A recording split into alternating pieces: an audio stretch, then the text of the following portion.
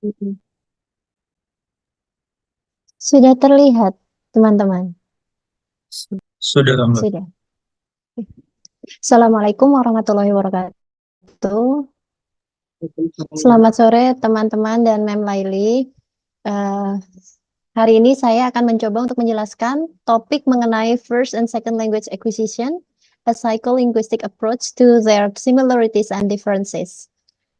Jadi, untuk ketika kita membahas mengenai first and second language acquisition, tentu kita akan memiliki pertanyaan, bagaimana dan mengapa kedua pemerolehan bahasa ini bisa berbeda. Nah, karena itu untuk pembahasan pertama itu adalah bagaimana dan mengapa kedua pemerolehan bahasa ini bisa berbeda. Ketika kita mempelajari acquisition, tentu kita akan kembali lagi Mohon pada maaf, Restu. teori. Mohon Iya, maaf. Mem. Eh, boleh di slideshow Oke, sorry, ya, Mem. karena kelihatan kecil sekali. Oh iya, Mem. Maaf, Mem. Saya lupa, Mem. Baik, saya lanjutkan. Ketika kita membahas mengenai language acquisition, maka kita akan membahas mengenai teori dasar mengenai critical period hypothesis, di mana critical period ini adalah periode di mana seorang anak itu memiliki kemampuan otak secara natural untuk memperoleh bahasa berdasarkan apa yang diterima dari lingkungannya. Nah, ketika critical period ini berakhir, maka pembelajaran bahasa ini akan memerlukan proses yang berbeda. Nah, sedangkan menurut Singleton Leniska, ini critical periods ini terjadi karena ketika masih anak-anak, mereka itu memiliki kemampuan untuk beradaptasi pada perkembangan otaknya. Jadi, apapun yang mereka temukan, mereka menjadi input untuk mereka, ini nanti akan membentuk neural connection, yang mana ini nanti neural connection akan mempengaruhi pemerolehan bahasa yang didapatkan ketika seorang anak mempelajari atau memperoleh bahasa pertamanya. Selain untuk critical period hypothesis, ternyata ada lagi ini teori lainnya, yaitu teori sensitive period. Sebenarnya untuk teori yang sensitive period ini lebih luas. Jadi seseorang itu bisa mendapatkan bahasa bukan hanya ketika critical period, tapi di luar critical period ini tadi, mereka tetap bisa memperoleh bahasa, namun tidak seefektif ketika mereka masih anak-anak dalam memperoleh bahasa tersebut. Seperti itu. Dan ketika kita bandingkan, L1 learners dan juga L2 learners, ini ada perbedaannya. Yang pertama adalah di bagian brain state-nya. Ketika di brain state ini untuk anak-anak, ini highly plastic and less shaped by experience, di mana anak-anak ini mudah beradaptasi dan juga fleksibel. Jadi mereka bisa beradaptasi dengan lingkungan yang mereka ada di sekitarnya.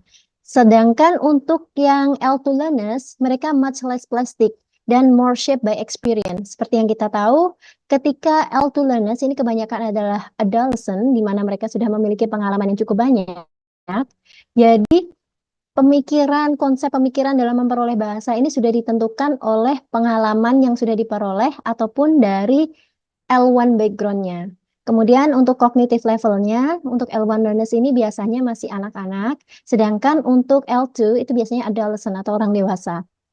Untuk emosi, ketika anak-anak mempelajari bahasa pertama, mereka itu mudah untuk membaur dengan society. Jadi mereka bisa mempelajari bahasa itu dan menjadi native dari bahasa tersebut. Sedangkan untuk L2 learners, mereka masih memiliki keterikatan dengan L1 society-nya. Jadi mereka masih memiliki background tentang L1-nya yang akan mempengaruhi dalam pemerolehan bahasa kedua. Sedangkan untuk motivasinya tentu saja untuk anak-anak ini lebih sosial. Sedangkan untuk orang dewasa, selain untuk motivasi sosial, ada juga motivasi ekonomi seperti peningkatan kinerja atau melakukan bisnis yang mengharuskan mereka harus mempelajari bahasa kedua seperti itu. Sedangkan untuk opportunities to learn, untuk L1 learners ini all day. Jadi ketika apalagi untuk bayi dari usia 0 sampai 5 tahun, mereka akan mendapatkan paparan dari bahasa pertama ini sepanjang hari, sepanjang kehidupan mereka. Sedangkan untuk L2 learners, mereka hanya akan memperoleh bahasa kedua ini ketika mereka ada di dalam kelas ataupun interaksi dengan lingkungan course-nya. Jadi limited setting, terbatas, seperti itu. Kemudian, bagaimana mempelajari bahasa pertama ini bisa mengubah otak pembelajar? Karena memang seperti yang saya jelaskan di awal bahwa untuk L2 learners ini sangat dipengaruhi oleh L1-nya. Nah, di sini ternyata ketika kita mempelajari bahasa pertama, itu ada bagian otak kita yang berubah. Dan yang berubah itu adalah di bagian yang pertama, phonetics dan phonology in the first 5 years. Nah, ini untuk yang phonetic dan allophones, yang saya baca dari bukunya Men ini, bahwa ketika seseorang itu memiliki bahasa pertama adalah bahasa Jepang, di bahasa Jepang ini suara dan R itu, tapi itu akan sangat berbeda ketika mereka mempelajari bahasa Inggris karena untuk sound dan sound itu sangat berbeda. Seperti halnya ketika kita mengucapkan light dan right. Itu ketika kita mengucapkan kesalahan penyebutan soundnya, itu akan menjadi arti yang berbeda. Nah, ketika seseorang memperoleh bahasa pertamanya, itu otomatis dalam otaknya ini ada keterkaitan dengan bahasa untuk sound penciptaan sound-soundnya itu tadi. Kemudian yang kedua adalah fonotektik. Fonotektik ini adalah ketika apabila seseorang ini memiliki bahasa yang seperti yang kita tahu agak sulit untuk diucapkan. Nah, saya berikan contoh di sini adalah bahasa Ceko yang saya baca. Untuk di bahasa Ceko sendiri itu ada kata yang menggabungkan antara huruf Z, G, U, S, T. Ada yang membaca itu sebagai skusta atau zeksta. Nah, untuk orang yang pembelajar bahasa kedua, itu akan sulit bagaimanakah mengucapkan sound Z dan G bersama-sama. Tapi karena anak kecil ini memiliki kemampuan yang plasticity dari otaknya itu tadi, dia bisa mengucapkan kata itu tanpa harus berusaha, dan itu menjadi mengubah bagaimana otaknya dalam memproses fonologinya. Kemudian intonation, seperti yang kita tahu, ketika mendapatkan bahasa pertama, otomatis orang itu juga akan mendapatkan bersamaan dengan intonasinya. Sebagai contoh, Cinta Laura.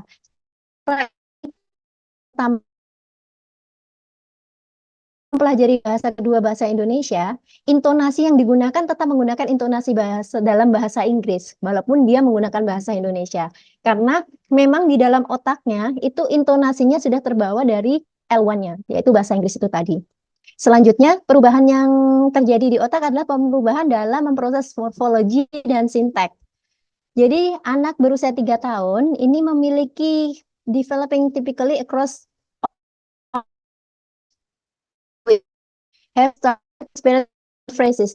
Jadi, of their language into individual words. Jadi, mereka mulai untuk memecah-mecah kalimat dalam phrases ini menjadi kalimat yang sebuah kata yang berdiri sendiri. If their language includes verb or noun endings, they understand the fundamental ways these are used to indicate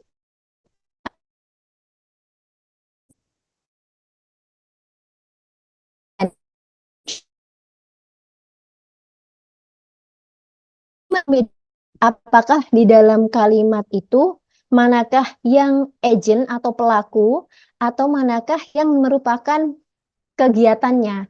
Sedangkan untuk verb-nya mereka bisa membedakan antara mana yang past tense dan future. Sedangkan untuk mereka yang pembelajar bahasa keduanya masih memikirkan, karena memang mereka tidak mendapatkan input bahasa sebanyak yang mempelajari bahasa pertama. Seperti itu. Selanjutnya, yang akan berubah dari otak pembelajar bahasa pertama itu adalah vocabularies, formulas, and probable sequences of word. Jadi, anak-anak ini akan mendapatkan input berupa pola kalimat, dan mereka akan meniru pola kalimat itu untuk membuat kalimat yang baru. Seperti contohnya, di sini saya memberikan contoh, I'm sorry that I, kemudian di sini menggunakan verb-nya adalah dalam bentuk past tense. Kemudian your, dan anak ini akan meniru dan otaknya akan memberikan koneksi bahwa pola seperti ini, formula seperti ini harus sekali. I'm sorry that I stepped on your tulips, Mr. Woodstein. Jadi, aktif. Children will continue to learn what sequences of words are more likely than others, and their ability to unconsciously predict what words are likely to come next will increase. Jadi otak mereka ini bisa menebak apa yang akan diucapkan selanjutnya. Seperti ketika kita mungkin bagi teman-teman yang beragama Islam, ketika kita sering membaca Al-Quran, kita bisa seperti memprediksi apa yang akan muncul berikutnya. Nah, ketika mempelajari bahasa pertama, ketika kita kontak dengan bahasa pertama, kita akan seperti sudah tahu, oh setelah kata ini yang muncul berikutnya adalah seperti ini, seperti itu. Jadi sudah ada probable sequence word yang akan muncul, yang akan terucap seperti itu. Sedangkan untuk pembelajar bahasa kedua biasanya tidak bisa guessing secepat itu. Selanjutnya, pragmatic. Children not only acquire phrases used for storytelling and politeness, but also learn to appropriate time to use them. Jadi mereka yang mendapatkan bahasa pertama, misalkan di sini saya contohkan adalah bahasa Inggris, mereka akan tahu kapan harus menggunakan expression itu dan untuk diucapkan kepada siapa. Sedangkan apabila kita sebagai auto learners, kita kadang masih mempelajari kalimat atau expression ini cocok untuk diucapkan pada siapa dan kapan timingnya, seperti itu. Itu tidak terjadi kebingungan untuk yang L1 learners. Kemudian thinking for speaking. Jadi every language guide its speaker to focus on specific type of information needed to select the appropriate words and word forms. Nah, untuk di sini jadi ada beberapa bahasa seperti bahasa Indonesia ini tidak mengenal gender. Jadi seperti kalau di bahasa Inggris kan ada perbedaan gender. Apalagi untuk bahasa Perancis dan bahasa Jerman itu ada perbedaan gender. Das, die, der, seperti itu. Nah, ketika mereka sudah mendapatkan bahasa itu dari awal, mereka tidak lagi memikirkan apakah dia gendernya laki-laki, kata ini gendernya laki-laki, perempuan, atau gender netral, seperti itu. Sedangkan untuk pembelajar bahasa kedua biasanya akan masih memikirkan untuk kata ini apakah dia gendernya laki, perempuan, ataukah netral, seperti itu. Selanjutnya, karena sudah tertanam tadi ada perubahan di otak pembelajar bahasa pertama, kemudian apa yang akan terjadi ketika experience brain ini bertemu dengan new data atau mendapatkan input baru.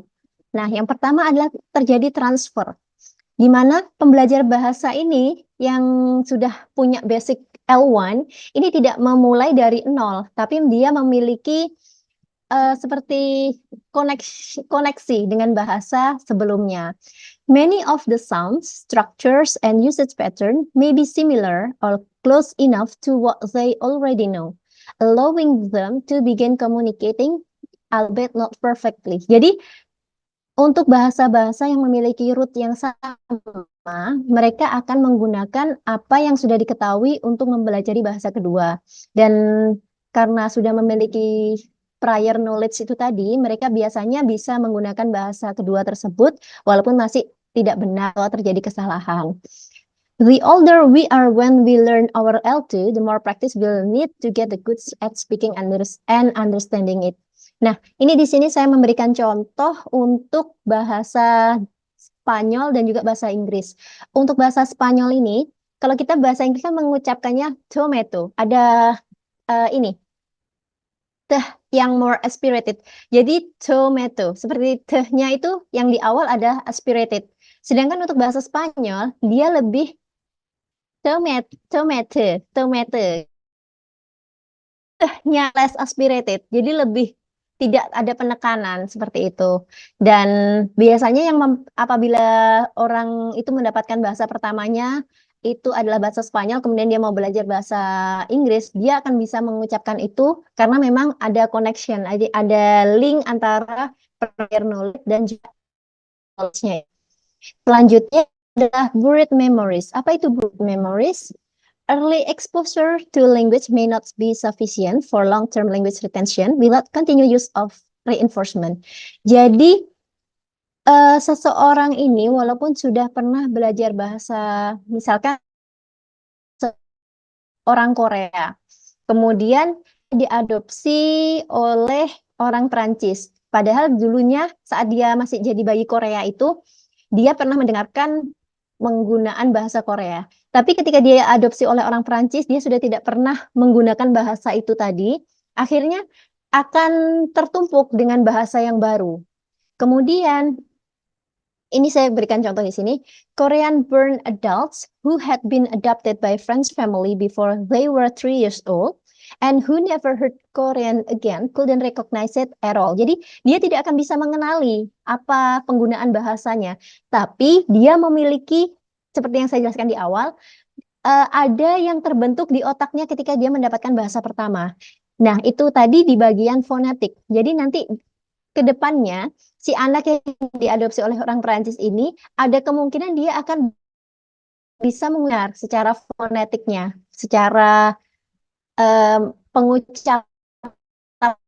Tapi ketika untuk secara komunikasi mungkin dia akan sedikit kesulitan karena memang sudah buried memory. Jadi sudah tidak ada exposure terhadap bahasa yang baru itu tadi, bahasa sebelumnya. Kemudian transfer in learning L2 morphology and vocabularies. Nah, untuk di sini transfer from L1 to L2 happens at all level of linguistics and cultural knowledge. Jadi seperti ketika kita tahu dalam bahasa Inggris ada kata auto, pseudo, is, seperti itu prefix dari bahasa Yunani. Sedangkan untuk bahasa Latin sendiri ada kata shen, ify, all, seperti itu. Dan juga ada derivational morphem, give us related sets of words like derive, derivation, derivative, and derivational. Jadi kita sudah bisa guessing, oh derive, kemudian oh ini derivation, ini derivatif. Kita sudah bisa tahu, oh ini akarnya dari kata yang sama. Cuma mendapatkan tambahan shen, if, dan juga al itu tadi. Seperti itu. Lagi yang ya dengan pembelajar yang sudah lebih tua ini tadi. Nah, ketika seseorang mempelajari bahasa baru, otomatis dia akan memulai dari nol. Misalkan dia seorang yang memiliki jabatan yang tinggi di pekerjaannya sebelumnya ketika dia mempelajari bahasa L1, kemudian ketika dia memutuskan untuk masuk dan mempelajari bahasa L2, dia jadi from hero to zero, karena memang dia belajar lagi bahasanya dari awal, dari yang awalnya dia mastering first language-nya, dia menjadi memulainya dari nol lagi untuk second language-nya. Biasanya tidak semua orang mau melepaskan identitasnya dan itu mempengaruhi untuk seseorang bisa memaster the second language atau tidak. Nah, selanjutnya adalah how other people speak. Nah, untuk how other people speak ini nanti kita kembali lagi mengenai bagaimana kita memproses bahasa yang kita dengarkan dari orang lain. Ketika kita ketika kita menguasai bahasa pertama, karena kita sudah sering terpapar dari bahasa tersebut, kita bisa menggunakan prior knowledge kita untuk guessing konteks. Jadi konteksnya itu kita bisa menebak, oh arahnya ke arah pembicaraan ini ke sini. Misalkan seperti ketika kita berbicara mengenai, kita sedang dalam forum pembicaraan gitu, kemudian membahas tentang diabetes dalam bahasa Indonesia, karena kita bahasa pertamanya bahasa Indonesia. Kita sudah tahu bahwa pembahasan diabetes itu akan gula darah, kemudian seperti itu. Tapi ketika kita membicarakannya dalam bahasa kedua, dalam bahasa Inggris yang notabene kita sama sekali tidak tahu, maka kita tidak bisa menggunakan prior knowledge kita karena kita tidak ada koneksi dengan pengetahuan baru itu. Kemudian yang ketiga adalah literacy. Ketika seseorang mempelajari bahasa kedua, mereka diharapkan bisa membaca, menulis, dan juga bisa bicara. Jadi di saat bersamaan itu mereka bisa menghasilkan comprehending text atau comprehending apa yang mereka dengarkan, sekaligus mengeluarkan output berupa tulisan dan juga ucapan seperti itu. Dan juga yang keempat adalah cognitive ability. Their greater experience of world means that they can learn words. Jadi keuntungannya untuk pembelajar yang dewasa ini, mereka memiliki experience. Jadi mereka pengetahuannya, konteksnya itu mereka tahu lebih banyak dibandingkan anak-anak.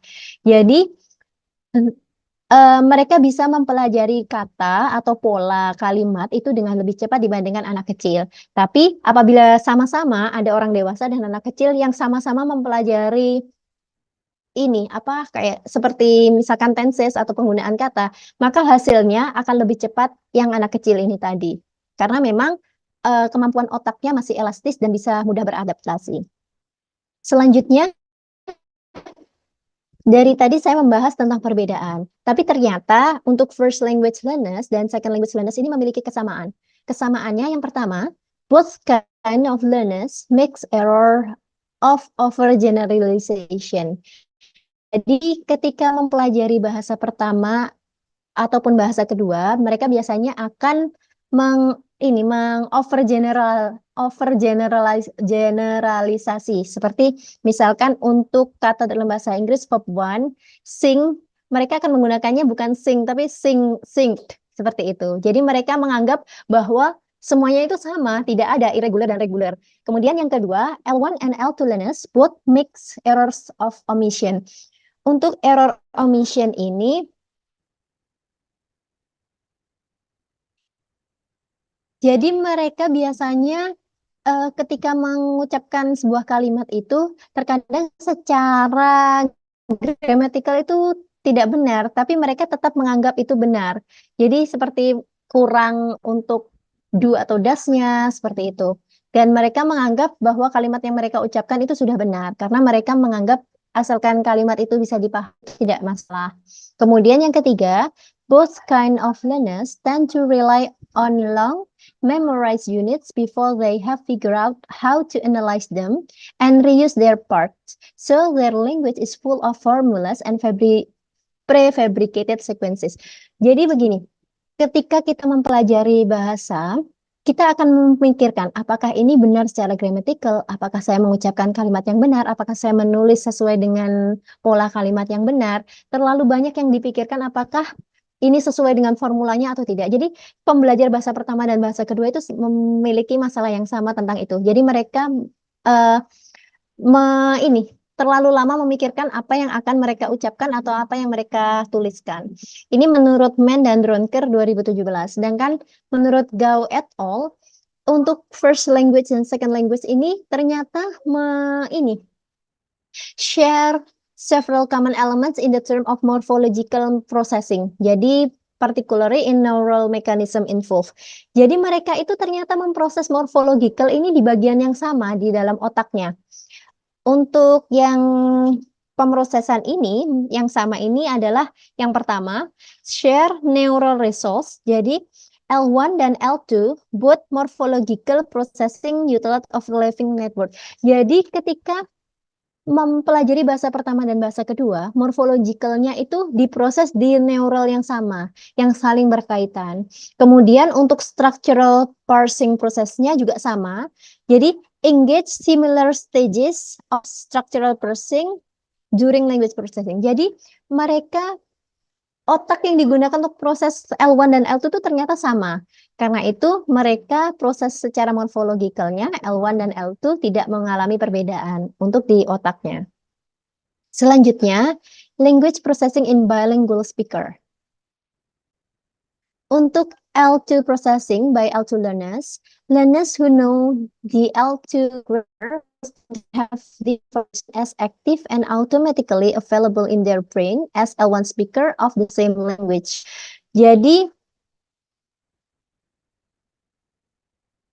untuk mereka yang ketika ini pernah diadakan penelitian, ada dua grup yang mana satu grup ini adalah berisi seorang pembelajar L2 yang sudah advance dan yang satu lagi adalah L2 speaker. Ketika diperdengarkan kalimat dalam bahasa Inggris yang ada kesalahan di dalamnya, untuk L2 learners yang walaupun dia sudah advance, dia itu masih mengalami kesalahan dalam memprediksi mistake yang ada dalam listening itu. Sedangkan untuk L2 yang native, dia bisa dengan tepat menunjukkan kesalahan-kesalahan yang ada pada listening itu. Jadi, walaupun dia learners yang sudah advance, tapi dia tidak memiliki kemampuan untuk mengoneksikan pengalaman prior knowledge-nya dengan apa yang dia dapatkan dari lingkungannya. Jadi dia masih membutuhkan waktu. Kalau harus cepat dalam menganalisis itu masih belum bisa. Sedangkan untuk language processing by native bilingual, bilingual children seems to have on average better executive function. Jadi untuk anak yang memang dari awal sudah bilingual, dia cenderung bisa memproses dua bahasa sekaligus. Jadi bahasa pertama dan bahasa keduanya. Jadi karena di dalam otaknya sudah terjadi keseimbangan. Jadi mereka dengan mudah melakukan code switching ataupun code mixing terhadap bahasa yang digunakan. Sedangkan untuk afasia ini, sebenarnya untuk di MEN ini menjelaskannya bahwa seseorang ini memiliki part-part dalam tubuhnya yang digunakan untuk memproduksi dan memperoleh input bahasa. Nah, di sini disebut sebagai modality. Seperti halnya otak, otak ini mirip dengan komputer. Untuk komputer sendiri, ketika kita ingin mendapatkan data, kita bisa dengan cara mendownload ataupun menggunakan device-device lain untuk mendapatkan data. Seperti halnya dengan otak kita. Ketika bilingual speaker ini belum mengalami sindrom afasia, mereka sudah mendapatkan kemampuan bahasa. Dan ketika mereka mengalami sindrom afasia ini tadi, karena kerusakan otak karena beberapa penyebab, mereka akan tetap bisa menggunakan kemampuan bilingualnya. Karena memang di dalam otaknya ada kemampuan memorizing. Jadi mereka akan membangkitkan memorizing itu tadi. Namun untuk pengucapannya mungkin akan terjadi kesalahan. Karena memang untuk kemampuan otaknya mengalami perubahan ataupun mengalami kemunduran daripada ketika dia belum mengalami afasia sindrom itu sendiri. Selanjutnya, Nah, we work toward the goal of making exposure to a wide variety of English a part of everyone education. Jadi, apalagi di saat sekarang yang dengan banyaknya teknologi, kita bisa mengakses film ataupun podcast. Jadi kita bisa akses berbagai aksen dari berbagai negara. Dan itu akan mempermudah kita ketika kita ingin berkomunikasi ataupun melakukan pertukaran budaya. Namun, but in the meantime, economics and politics called short. Tapi hal ini tetap pembelajaran bahasa ini tetap akan dipengaruhi karena faktor ekonomi dan juga politik. Kemudian ada pendapat lain dari Snell and Andrews, changing your dialect or accent has penalties as well as rewards. Jadi ketika kita mengubah dialek itu tentu ada positif dan negatifnya. Positifnya itu adalah kita bisa improve access to standard form in writing. Jadi kita bisa memiliki akses untuk bahasa yang baku. Sedangkan untuk kekurangannya, maka kita akan damaging identity. Jadi kita akan awal kita karena kita mengubah aksen itu tadi. Selanjutnya, psycholinguistic and learning to read and write in a second language. Nah, untuk memang dengan menggunakan alfabet, itu mereka akan lebih mudah ketika mendapatkan bahasa kedua yang menggunakan different alfabet. Misalkan dalam bahasa Inggris kita akan menggunakan A, B, C sampai Z itu. Sedangkan untuk bahasa Rusia, alfabetnya kan berbeda. Tapi berdasarkan penelitian, ternyata mereka yang memiliki mereka bahasa pertamanya menggunakan alfabet ini akan juga lebih mudah, tidak begitu sulit ketika mempelajari bahasa asing yang menggunakan alfabet yang berbeda seperti bahasa Rusia. Namun, ketika dari yang L1-nya ini alfabet menjadi logografik, ini akan lebih seperti bahasa Cina, bahasa Korea, atau karena memang ini ketika kita alfabet ini satu kata satu huruf, sedangkan untuk yang logografik ini mungkin nanti Vin bisa menjelaskan nanti bagaimanakah logografik ini. Satu goresan itu bisa lebih dari satu atau dua huruf seperti itu. Jadi membutuhkan kemampuan untuk memorizing untuk bisa mempelajari logographic system itu tadi. Nah, selanjutnya saya akan menjelaskan artikel yang saya temukan ini mengenai shared and distinct neural correlates of first and second language morphological processing in bilingual brain. Nah, ini saya memberikan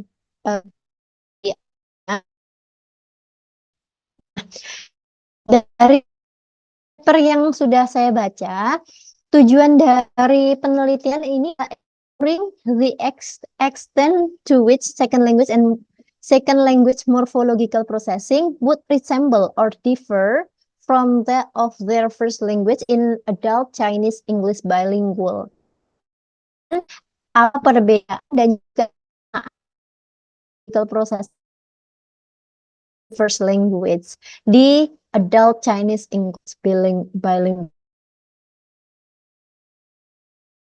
ini sudah ada yang membahas, namun mengenai neural correlates of morphological processing in bilingual brains. Jadi ini krusial untuk diinvestigasi apakah bilingual ini akan menggunakan morphological processing strategies for first and second language.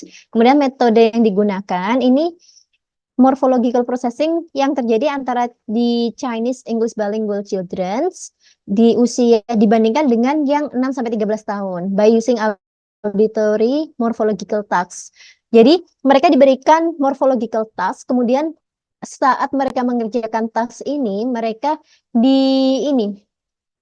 diukur gelombang otaknya menggunakan ini elektroencephalogram dan juga functional near infrared spectroscopy. Kemudian to capture the temporal spatial changes in the brain when adult Chinese English bilingual were performing morphological tasks.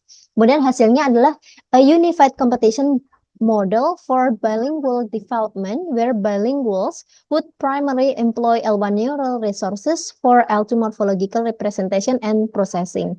Jadi hasilnya ternyata mereka ini menggunakan neural yang sama untuk morphological representation dan juga morphological processing. Seperti itu. Ini referensi yang saya gunakan.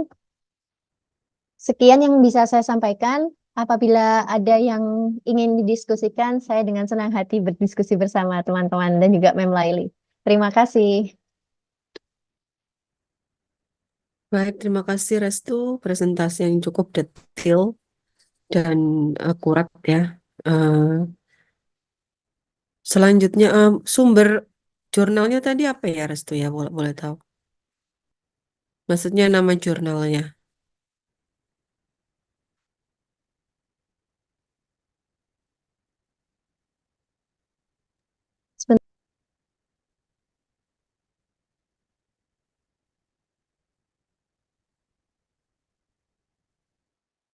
Ini Mem, NPG Science of Learning. Ini Mem. Oke, thank you. Ya, baik teman-teman, mungkin ada yang ingin bertanya atau mengkonfirmasi beberapa hal? Saya mau konfirmasi. Ya, silakan Ilham. Baik, terima kasih atas kesempatannya. Tadi kan sempat dijelaskan sama Mbak Restu ya. Saya cuma Ilham, saya ambil pensil dulu ya, saya catat. Oh ya, itu cuma sebagai pengantar. Ya, tadi sempat dijelaskan bahwasannya kalau misalkan seorang anak yang sudah bilingual sejak dia kecil berkaitan dengan critical hypothesis period theory tadi, kalau misalkan dia dalam usia yang masih sangat dini mempelajari dua bahasa sekaligus, itu dia akan terjadi keseimbangan di otaknya untuk menggunakan kedua bahasa tersebut dengan lebih mudah ketimbang dengan orang yang belajar bahasa kedua ketika dia berada di usia yang sudah cukup tua misalkan. Nah, yang saya ingin pertanyakan konfirmasi, bukan pertanyaan, konfirmasi terkait ini keseimbangan yang dimaksud ini itu apakah berlaku pada kemampuan berbahasanya secara struktural atau gramatikal, atau ini juga akan mempengaruhi artikulasinya dalam menuturkan bahasa. Nah, karena yang perlu kita ketahui saat ini itu kadang ada bahasa yang mungkin berbeda, tetapi karena aksennya itu sama. Contohnya ya, saya kasih contoh bahasa Bugis. Mungkin bahasa Bugis Sopeng, bahasa Bugis Endrekang sama bahasa Bugis Parepare itu berbeda. Tapi ketika orang Bugis misalkan bersatu berbicara pakai lingua franca menggunakan bahasa Indonesia, itu mereka mempunyai aksen yang sama seperti itu. Contohnya ketika saya dulu waktu saya mengucapkan kata dekan, itu saya bilang dekan karena itu pengucapan orang-orang sana seperti itu. Nah, itu berlaku untuk orang dari suku lain walaupun mereka mempunyai bahasa yang berbeda seperti itu. Makanya dari sini saya ingin konfirmasi adalah apakah yang lebih dominan dalam mempengaruhi seseorang dalam menuturkan suatu bahasa, apakah bahasanya itu atau hanya aksennya saja seperti itu? Karena kalau misalkan ya, kembali lagi ada juga beberapa bahasa yang misalkan sama, contohnya bahasa Inggris sama bahasa Amerika itu kan bahasa Inggris sama bahasa Inggris British sama bahasa Inggris Amerika itu kan sama kan, tapi mereka memiliki aksen yang berbeda. Namun ketika mereka mengucapkan satu kata yang mempunyai makna tertentu, mungkin sama, tetapi mereka akan melafalkannya dengan cara yang berbeda. Ketika orang British misalkan datang ke Amerika, mereka bilang water itu jadi woah. Nah, seperti itu. Nah, mungkin saya ingin penjelasan dari Mbak Restu terkait itu. Terima kasih. Bukan woah kayaknya ya. Wo, wo. Kadang woah, Lebih kadang ke wo. woca. Oke, silakan Restu jawab. Ketika kita membahas tentang bilingual ya, bilingual itu pasti ada yang lebih dominan. Misalkan dia bilingualnya adalah bahasa Indonesia dan bahasa Inggris. Pasti ada satu bahasa yang lebih dominan dibandingkan bahasa yang lainnya. Sedangkan untuk yang Ilham tanyakan tadi, ini lebih di sini saya jelaskan adalah average better executive function. Ini di garis bawahnya adalah the executive functionnya, di mana better ability to keep track of what they are doing while they are doing it than monolingual children of the same age. Jadi biasanya mereka yang sudah punya bilingual dari early awal untuk bilingual ini nanti mereka lebih apa ya mas task manajemennya, working memory, problem solvingnya ini lebih baik dibandingkan mereka yang monolingual di same age-nya itu tadi. Jadi misalkan ada anak berusia 8 tahun, yang satu bilingual, yang satu monolingual, sama-sama mendapatkan pelajaran bahasa, anggaplah bilingualnya tadi bahasa Indonesia, bahasa Inggris ya. Yang satu mau belajar bahasa Inggris, baru mau belajar. Nah, ketika mereka dibandingkan dua anak yang usianya sama, tapi satu monolingual, satu bilingual, untuk task management, kemudian memorinya, working memory, sama problem solvingnya ini akan lebih bilingual dari awal itu tadi. Seperti itu. Sedangkan untuk di sini better ability ini lebih ke bagaimana memanage kognitif prosesnya, karena memang dia sudah punya seperti ini prior knowledge untuk bahasa ini tadi, bahasa Inggris itu tadi, seperti itu. Karena memang dia sudah ada paparan untuk dua bahasa dalam kehidupannya. Lebih mudah ketika menggunakan secara struktural bahasa yang memang digunakan sehari-hari, yaitu yang bilingual itu tadi. Apakah cukup menjawab atau masih tambah bingung kamu?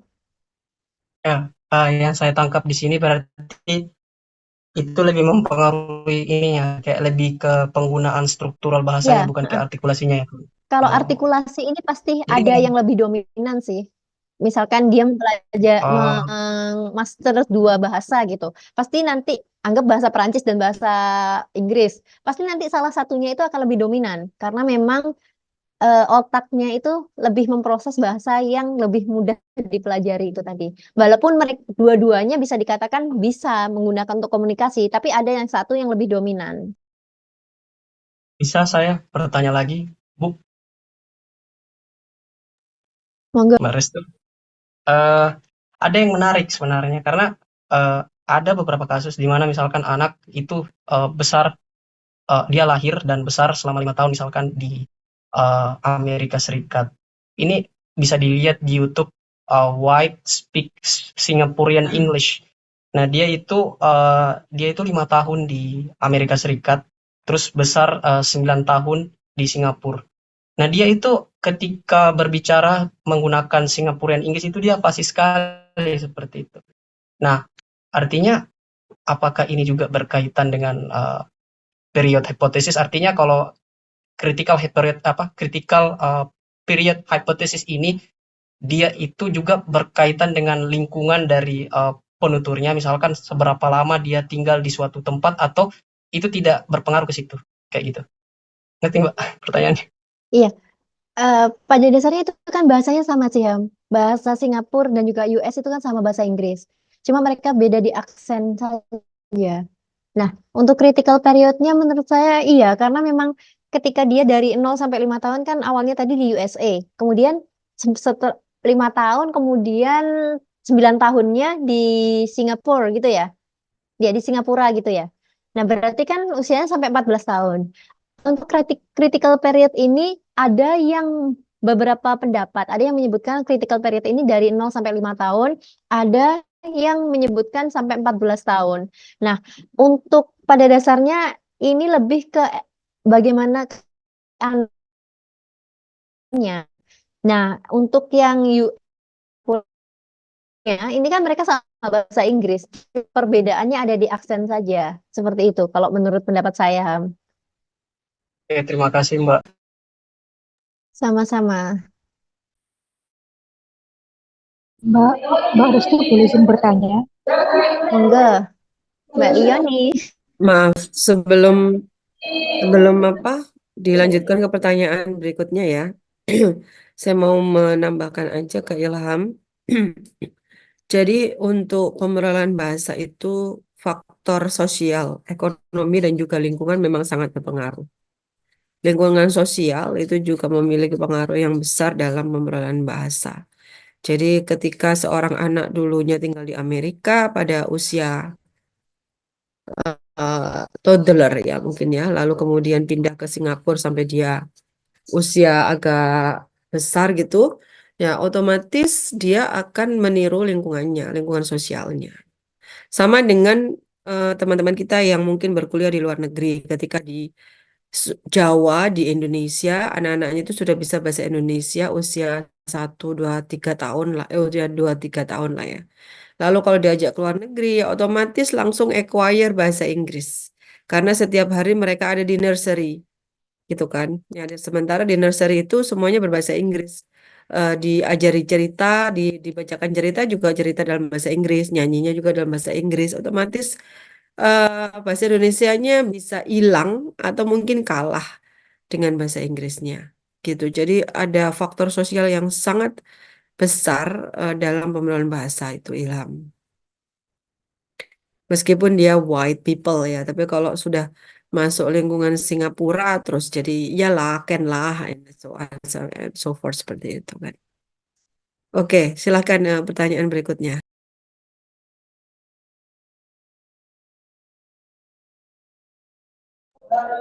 Jadi gini Mbak Restu, aku mau tanya, untuk anak yang punya neurodivergent itu, apakah bilingual ini disarankan? Karena kan seperti lihat kasusnya anaknya Deddy Corbuzier Aska itu kan dia punya disleksia dan dia lebih condong ke bahasa Inggris. Bahasa Inggrisnya pun masih lumayan. Nah, kemudian ada beberapa artikel yang kemarin sempat saya review itu juga disarankan. Apakah memungkinkan gitu loh Mbak, untuk anak yang memiliki neurodivergent untuk memiliki kemampuan bilingual?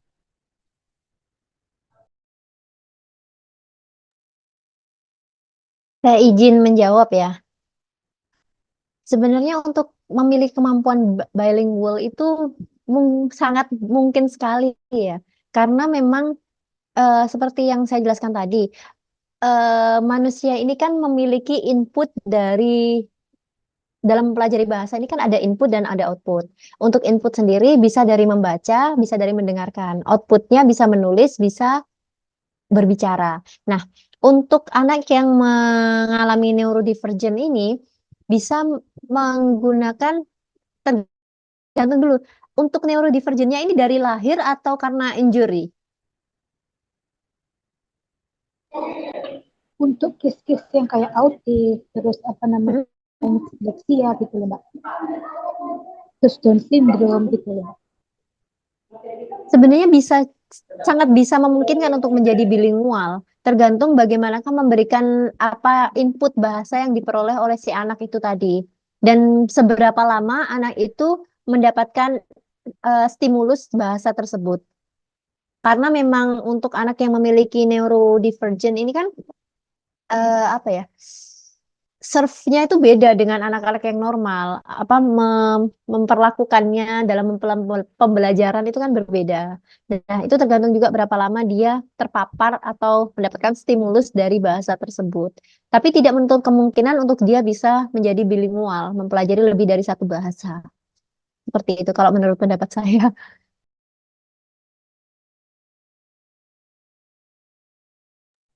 Mungkin Mem Laili mau menambahkan, Mem.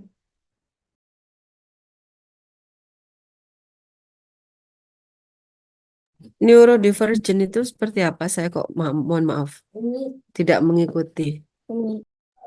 Neurodivergent itu yang memiliki kelainan di neuralnya gitu loh, di neural sistemnya gitu loh.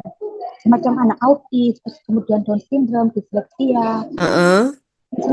Anak-anak yang sulit memproses bahasa itu sendiri. Itu biasanya bisa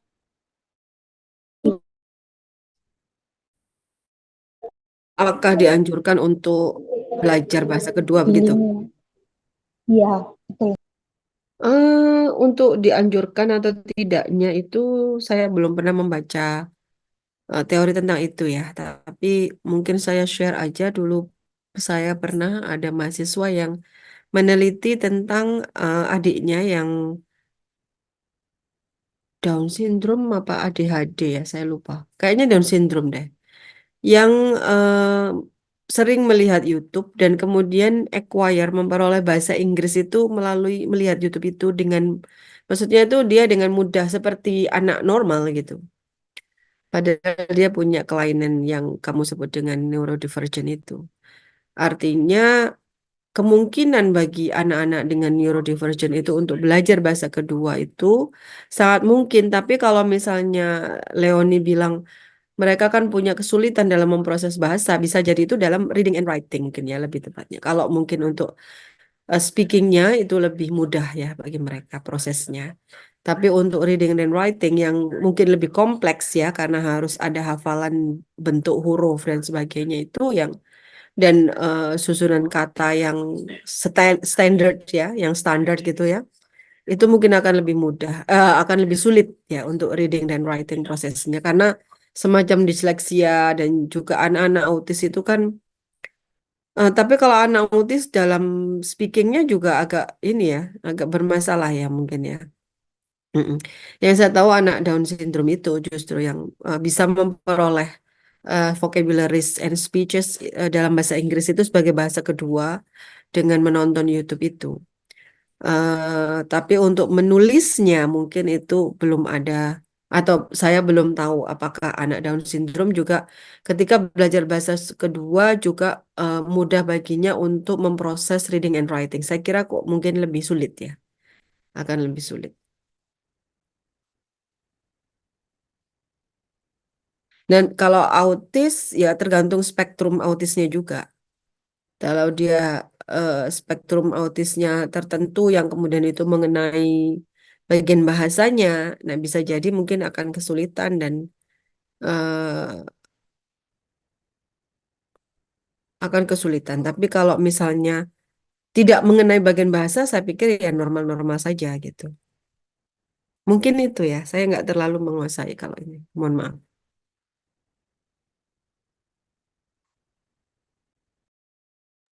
Ada lagi pertanyaan? Kalau belum ada, saya pengen sedikit bertanya, eh, Restu. Ini tadi ada bagian tentang overgeneralization ya, Restu ya. eh Kalau over pada saat pemenuhan bahasa pertama bisa bayangkan karena anak kecil kan dia ketika memperoleh bahasa itu less conscious ya, less conscious maksudnya eh, dia banyak mendengar, dia sensitif ya. Kalau kalau setahu saya sensitif period period itu termasuk dia sensitif dalam memisahkan bunyi-bunyi yang didengarnya, kemudian sensitif dalam menangkap ya susunan kata dalam kalimat-kalimat yang didengarnya juga gitu.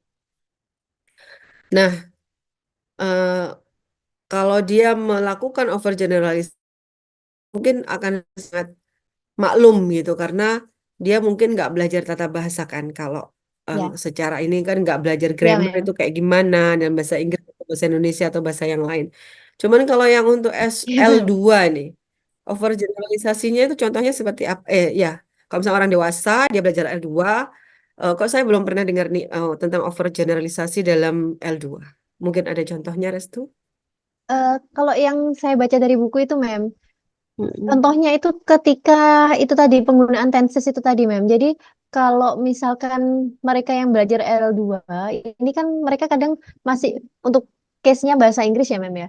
Mereka itu kadang masih bingung menggunakan tenses, apakah dia akan pakai yang future atau sekarang saat ini present seperti itu.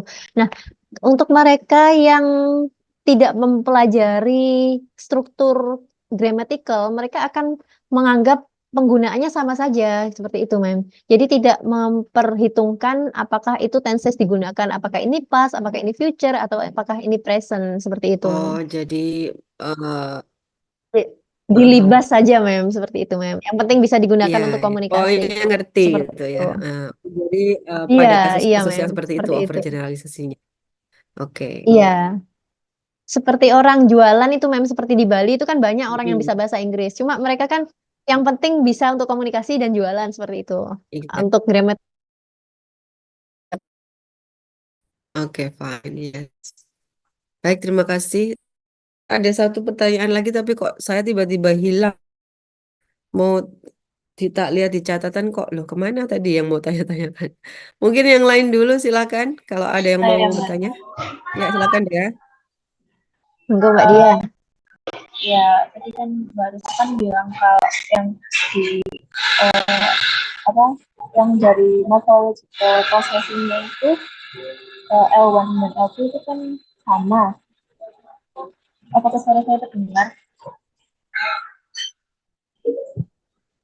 Nggak kedengeran deh ya.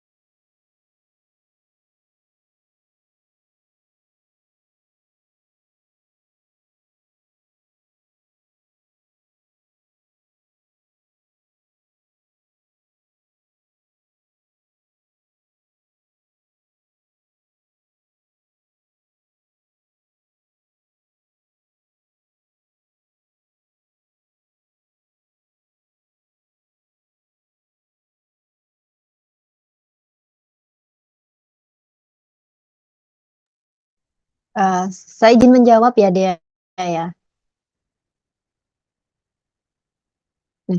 Nah, untuk yang mereka share the same neural itu adalah ketika morphological processing. Sedangkan untuk yang phonological ini berbeda.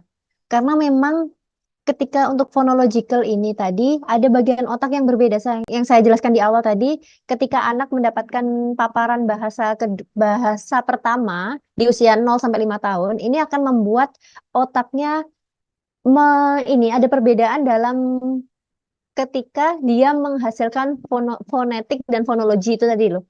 Nah, untuk L1, L1-nya yang terjadi perubahan itu seperti halnya ketika seseorang ini gampangnya bahasa apa ya? Ya, paling gampang adalah bahasa Madura. Nah, ini yang saya terpapar juga dan sepertinya saya agak sulit menjelaskan kalau bahasa lain. eh, Ketika seseorang ini sudah dari kecil terpapar mendapatkan stimulan dalam bahasa Madura, ini ada Menur banyak kok bilang terpapar, Restu. Memang iya terpapar paparan, ya Mem ya. Ya, exposure itu ya, paparan, ya. terpapar bahasa Madura dari kecil, mereka akan bisa mengeluarkan sound-sound yang tidak bisa diproduksi oleh mereka yang belajar bahasa Madura itu ketika mereka di usia sudah dewasa, seperti itu.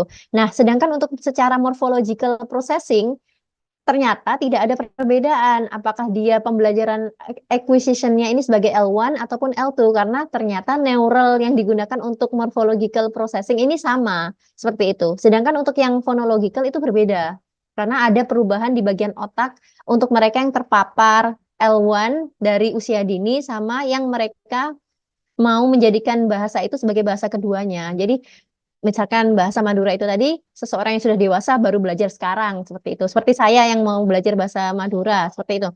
Saya tidak akan bisa memproduce sound yang sama seperti yang native-nya Madura itu tadi, seperti itu. Kalau menurut pendapat saya seperti itu. Mungkin menjawab dia atau masih tambah bingung.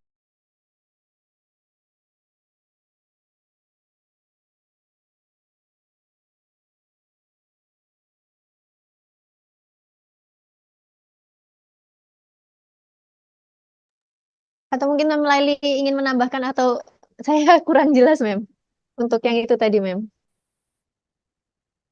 Ini kan pertanyaannya itu apakah proses morphological processing L1 dan L2 yang sama itu positif untuk L1 dan L2-nya atau kalau menurut saya kalau pertanyaannya adalah positif atau enggaknya, helpful atau enggaknya, menurut saya akan positif untuk L2 acquisition-nya karena dia sudah pernah terpapar kepada apa itu morfologi gitu kan. Ada bahwa morfologi karena begini, Chomsky itu tidak salah ketika dia mempunyai pendapat tentang universal grammar. Apa yang disampaikan oleh Chomsky tentang universal grammar itu maksudnya adalah di setiap di semua bahasa itu ya pasti ada unsur-unsur yang umum yang di semua bahasa itu ada, yaitu di antaranya itu yaitu fonetik, fonologi, morfologi, semantik, dan sintaks termasuk pragmatik mungkin ya. Nah, eh, kalau kita sudah mempelajari satu bahasa, kemudian kita mempunyai dasar-dasar bahasa itu ya, kita tahu morfologinya, berarti kan kita punya apa istilahnya itu, competence ya, em, pengetahuan ya, meta language gitu ya, yang ada di dalam diri kita. Bahwa misalnya contoh, satu kata itu bisa terdiri dari root, kemudian ada suffix atau prefix atau affix yang lain. Nah, ini kan pengetahuan dasar gitu ya, bahwa satu kata itu dia bisa menjadi kata yang menjadi akar kata, dia bisa menjadi kata yang kemudian itu terbentuk dari gabungan antara eh, kata akar kata dan afiksasi yang lain gitu ya, ada derivasi atau eh, yang lain gitu. Nah, kalau dia paham tentang dasar dari morfologi dari satu bahasa itu, maka ketika mempelajari bahasa yang lain, dia akan paham juga bahwa di dalam bahasa itu pasti ada aturan yang sama gitu, dan dia bisa eh, dengan mudah mengidentifikasi, oh ya ini kalau dalam bahasa Inggris rootnya ini, afiksasinya ini dan ini seperti itu. Jadi universal grammar itu kemudian yang membuat eh, seseorang yang sudah mempelajari L1 memiliki keuntungan ketika dia mempelajari L2 dengan adanya competence dia, meta language dia tentang L1-nya itu. Begitu. Meskipun kalau itu tadi, kalau apa namanya bahasanya cukup berbeda, eh, rumpun bahasanya seperti bahasa Indonesia dengan bahasa Arab, itu kan beda banget gitu ya. Karena kaligrafinya, alfabetnya tidak sama. Kemudian bahasa Arab itu memiliki kata ganti yang sangat banyak dan kata kerjanya itu didasarkan pada domirnya itu atau kata apa pronounnya itu, kata ganti orangnya itu, maka ya akan lebih sulit untuk seorang yang berbahasa Indonesia kemudian mempelajari bahasa Arab, tapi bukan tidak mungkin. Dan pengetahuan dia tentang bahwa bahasa itu ada bunyi, ada ini, nah itu memang menguntungkan dia ketika dia mempelajari bahasa Arab dan mengenali bunyi gitu. Jadi keuntungannya pengetahuan atau processing dalam morfologi itu di L1 itu bisa, atau universal grammar, dasar-dasar berbahasa itu membantu dia dalam memahami tata bahasa atau grammar di dalam L2-nya. Mungkin itu ya. Oke, does it answer your question, Dea?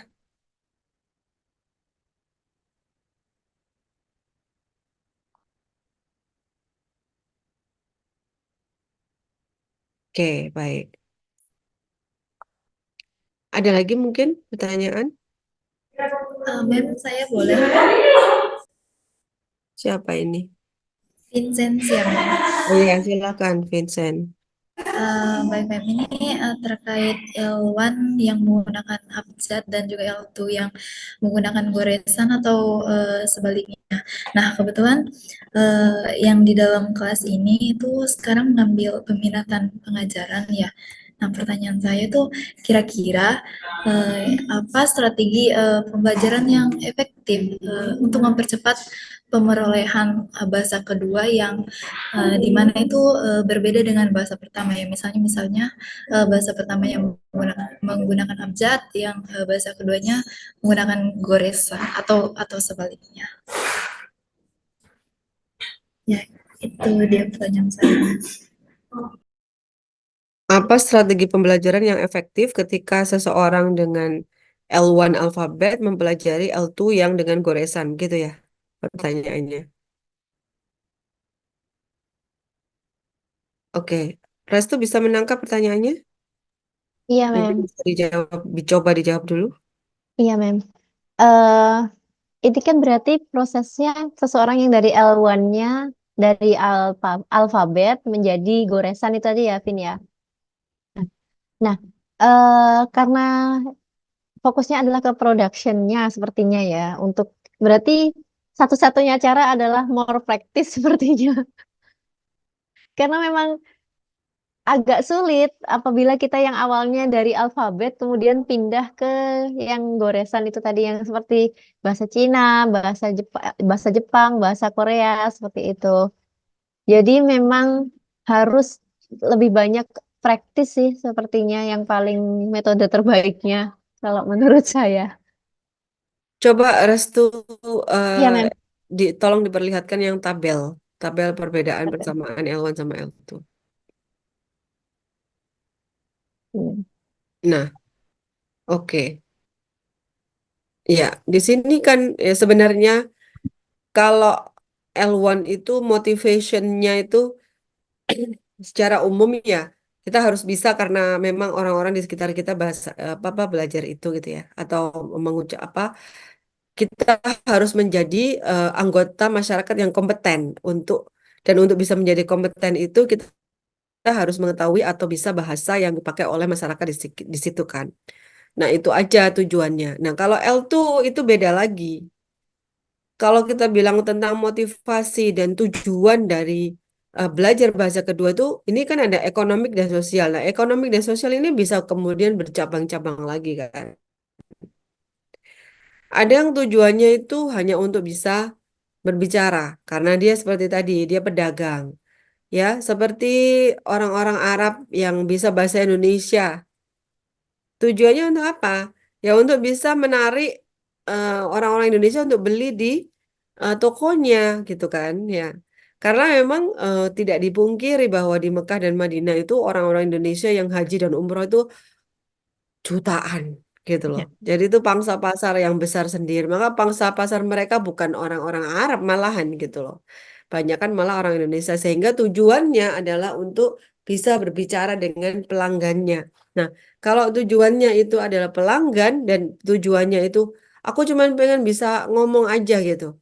Ya berarti eh, sesuai tujuannya ini yang paling efektif adalah dia langsung ngomong dengan pelanggannya itu atau orang Indonesia yang ada itu belajar langsung ngomong gitu, nggak perlu kayak tadi apa namanya pedagang di Bali, pokoknya bisa bahasa Inggris jadi mengerti kan, gitu loh.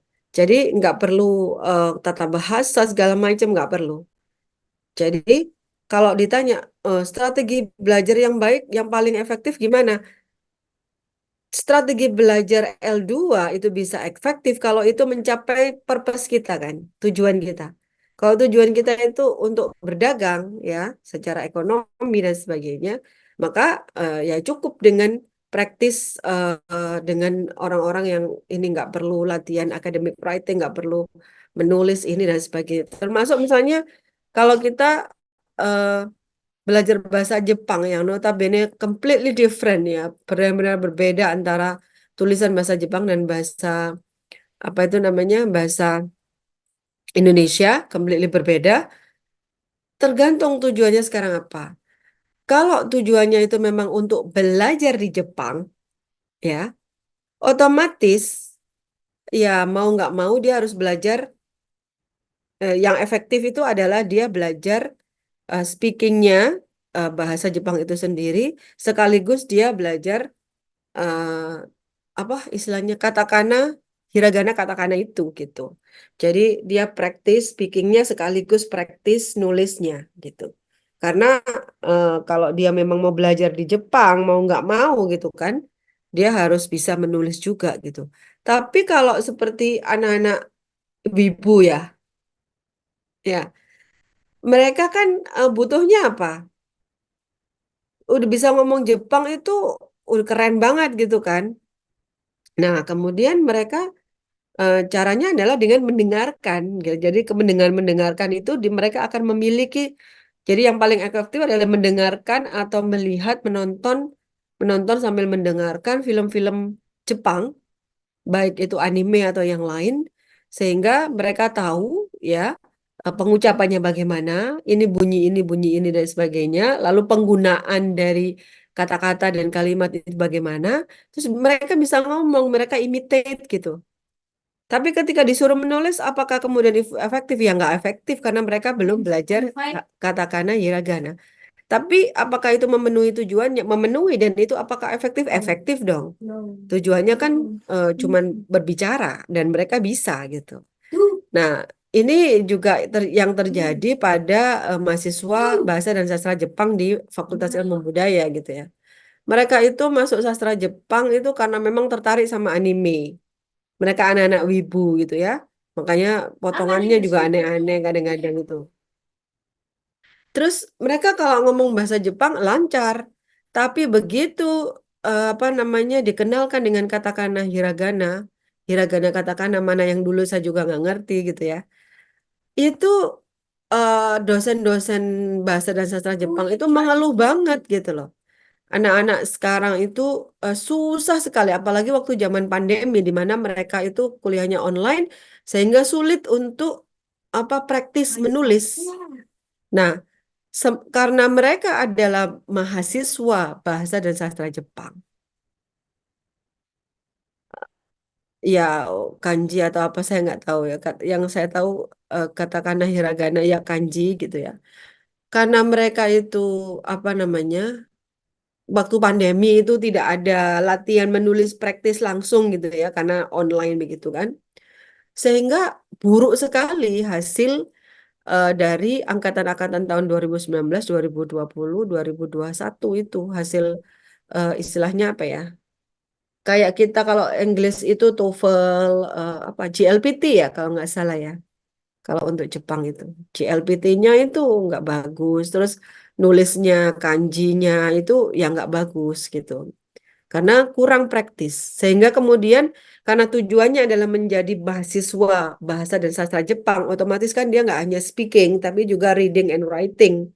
Nah, kalau seperti itu berarti kan practice speaking dan practice menulis adalah cara yang efektif gitu. Jadi intinya adalah Vincentia, kalau menurut saya strategi yang paling efektif itu adalah sesuai dengan tujuan. Tujuan kita belajar bahasa itu apa? Nah, kayak bahasa Korea misalnya. eh Kalau saya suka drama-drama Korea. Saya suka dengerin lagu-lagunya, saya suka ini. Tapi kalau mau belajar bahasa Korea, enggak kayaknya. Karena udah sulit, oh my God gitu ya. Meskipun anak-anak muda, ya udah pinter banget ya udah ngomong bahasa Korea gitu ya. Tapi kalau saya enggak, karena saya nggak punya purpose. Untuk apa saya belajar bahasa Korea? Ya kalau anak-anak muda itu ya purpose itu penting gitu ya. Karena saya cuman penikmat kok gitu loh.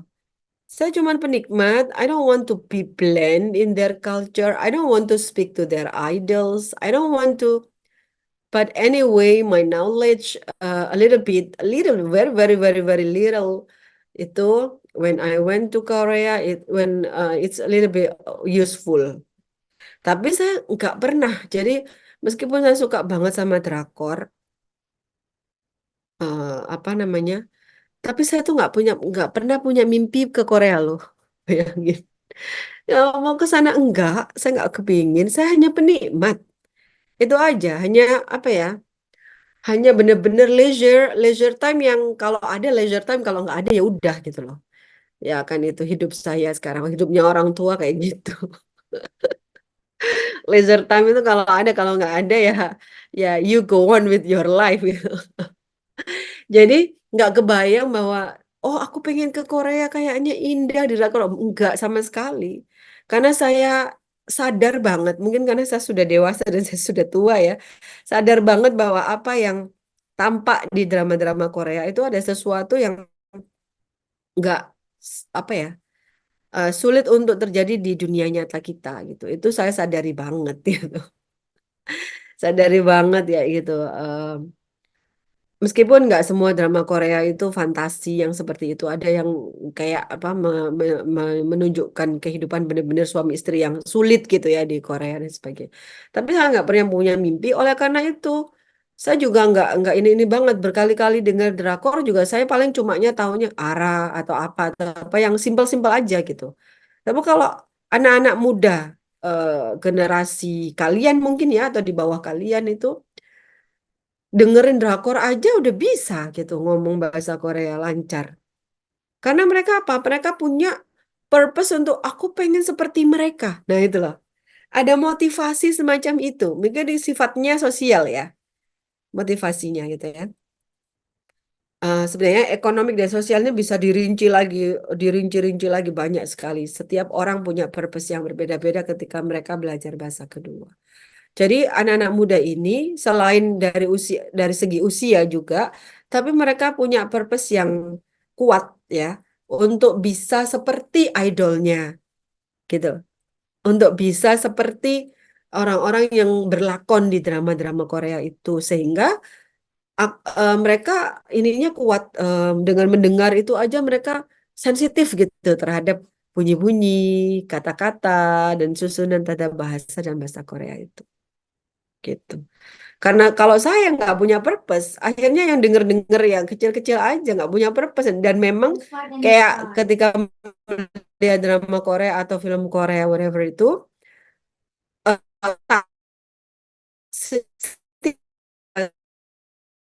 secara penuh tentang bahasa mereka. Karena nggak punya purpose ya, nggak punya purpose yang ini. Karena apa saya lihat title aja ada kok gitu ngapain ngapain tahu banget apa namanya bahasanya. Kalau misalnya ada video atau apa yang muncul di beranda FYP atau apapun yang tidak berbahasa yang tidak ada subtitlenya, tinggal klik CC atau tinggal klik subtitle, bisa muncul subtitlenya gitu kan. Jadi saya benar-benar nggak punya purpose, sehingga ya nggak ada efek, yang nggak ada yang efektif. Meskipun saya nonton drakor berkali-kali, saya nggak lancar juga gitu, nggak ngerti juga. Ya itu, jadi si Vincentia sekali lagi, purpose itu untuk bahasa kedua ya. Untuk bahasa kedua itu very important. Apalagi untuk kita-kita yang sudah dewasa ya, usia 14 ke atas, yang sudah di atas critical period itu. Kalau anak SMP misalnya, mereka diajari bahasa Inggris tapi motivasinya dan purpose-nya nggak kuat, ya akan sulit gitu loh. Tapi begitu mereka tahu, oh my purpose is economic misalnya ya, aku pengen ini, nanti bahasa Inggris tuh bisa bikin aku kalau mau kerja ke luar negeri ini. Nah, ini kan pikiran ekonomi ya, itu kuat motivasinya, sehingga dia punya tujuan yang jelas, maka akan lebih mudah.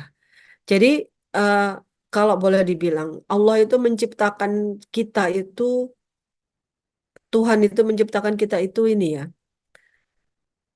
menyeluruh gitu loh. Nggak bisa dipisah-pisahin, ini fisik, ini otak sendiri, ini fisik sendiri, ini batin sendiri, itu enggak gitu. Oleh karena itu, kalau misalnya kita pengen bahasa, pengen belajar bahasa, nah tujuannya itu apa dulu? Jadi kalau misalnya Anda menjadi guru, maka munculkanlah motivasi itu di dalam diri anak-anak didik Anda, bahwa bahasa ini itu akan sangat bermanfaat bagi mereka kelak untuk begini, begini, begini, seperti itu. Sehingga jika muncul motivasinya, muncul mereka apa namanya, nggak apa-apa salah, asalkan kamu bisa. Yang pertama, yang penting kamu bisa speaking dulu gitu. Jadi di narrow down gitu, biar mereka nggak kayak overwhelm. Aduh, bahasa Inggris susah banget gitu, alfabetnya nggak sesuai sama pengucapannya, kan pusing ya. Kalau anak motivasinya kuat, pinter, nggak masalah. Tapi kan ada anak-anak yang mediocre, kadang ada yang nggak punya semangat dan sebagainya gitu. Tapi kalau mereka di narrow down, yang penting kamu tahu dulu gimana sih ngucapin good morning, how are you today. Minimal kalau kamu ketemu, kalau kamu lagi apa namanya bikin konten atau apa, ngomong-ngomong bahasa Inggris titik kan keren. Digituin, dikasih motivasi gitu, mungkin mereka, oh iya ya gitu. Ada semacam gitu aja, mereka akan tertarik dan kemudian motivasinya muncul. Gitu ya. Mungkin itu yang bisa saya jawab ya, Vincentia. Baik, terima kasih, Ma'am. Jadi efektif atau tidaknya itu ya tergantung tadi, apa namanya, dari tujuannya itu apa gitu kan.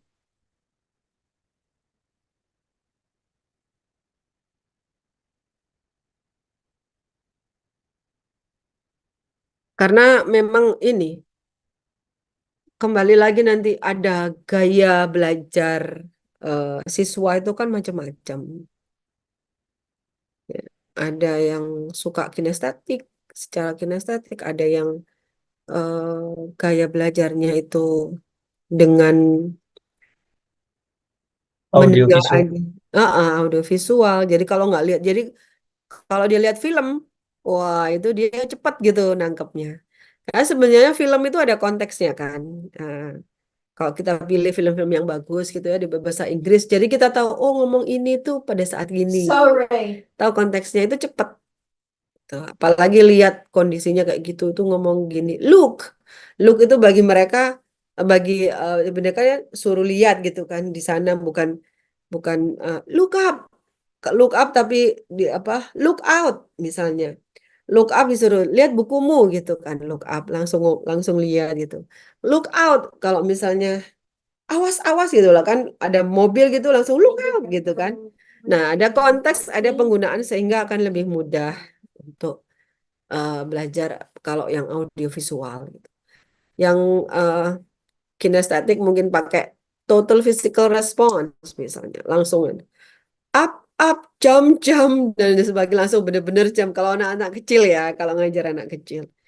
Jadi eh, banyak hal yang bisa mempengaruhi efektivitas dari belajar itu sendiri, tapi menurut saya untuk yang adult, yang lebih, karena anak kecil kan TK SD gitu masih belum bisa nyambung. Ngapain sih aku belajar belajar bahasa Inggris biar apa gitu kan?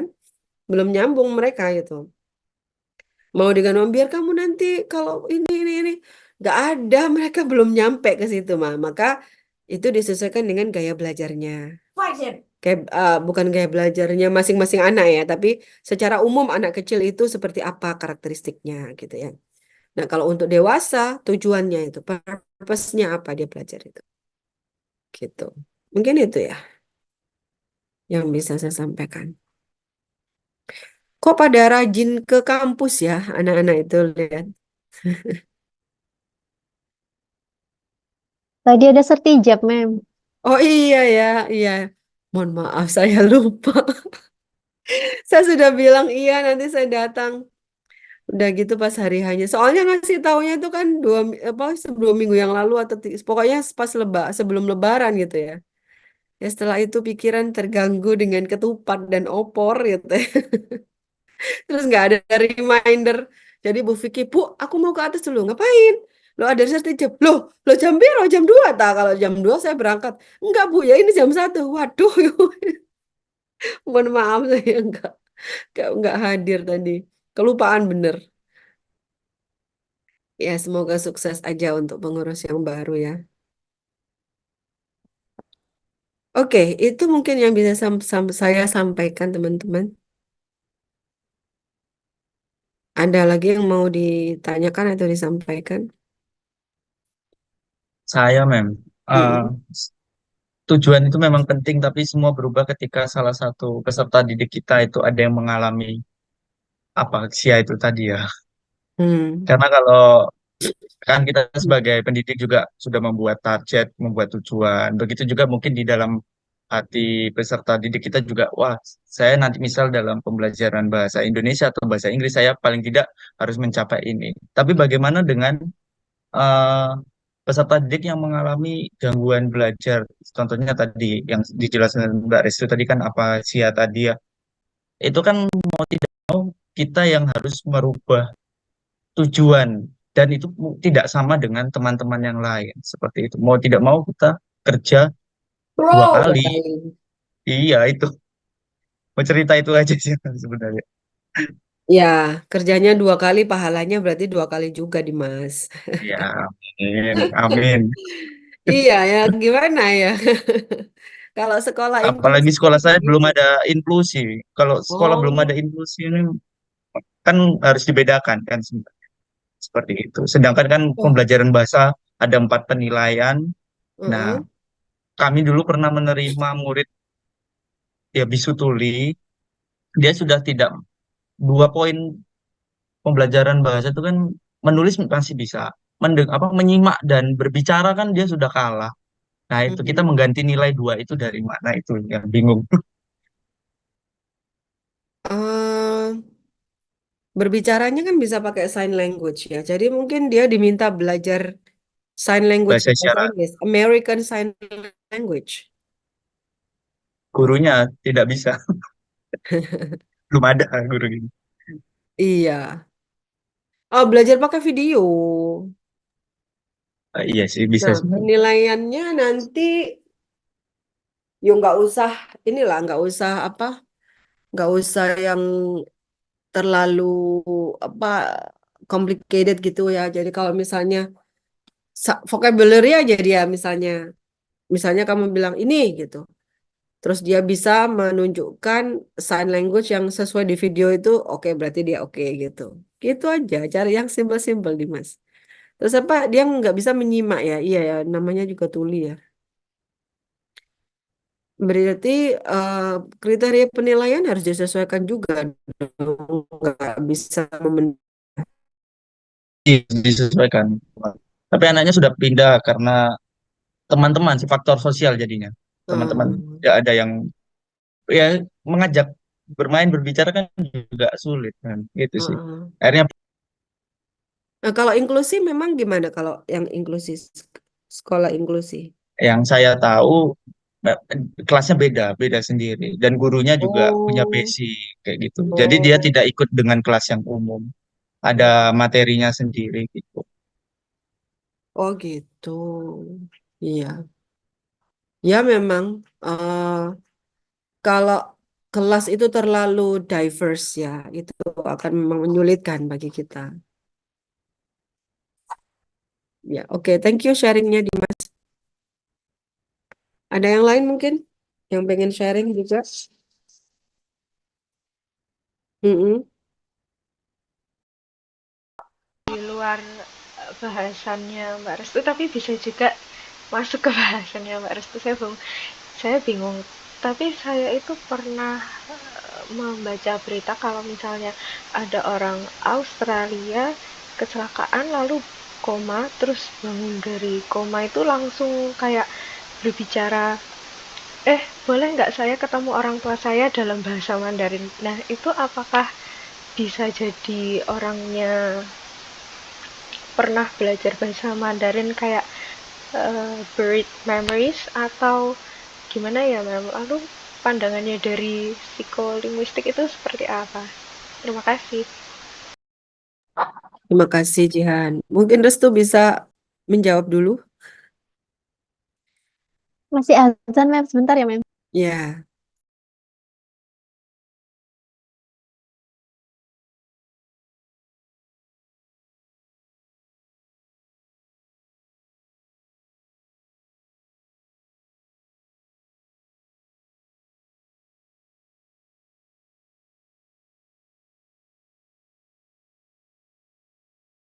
oke silakan.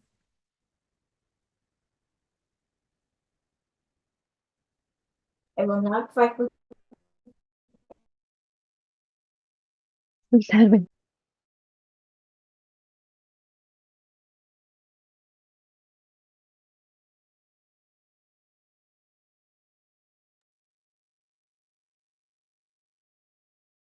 Saya akan dari Mbak Jihan. Kita kembali lagi ke bullet memory tadi kan, itu kan sudah ada apa ya, pengalaman terpapar suatu bahasa, kemudian bahasa itu kemudian tidak lama tidak digunakan dan lama tidak ada stimulus terhadap bahasa tersebut, kemudian ada bahasa baru yang menggantikan bahasa tersebut. Nah, tapi nantinya ketika dia bisa menggunakan bahasa itu lagi, dia bisa tetap menggunakan walaupun tidak sesempurna mereka yang dari awal memang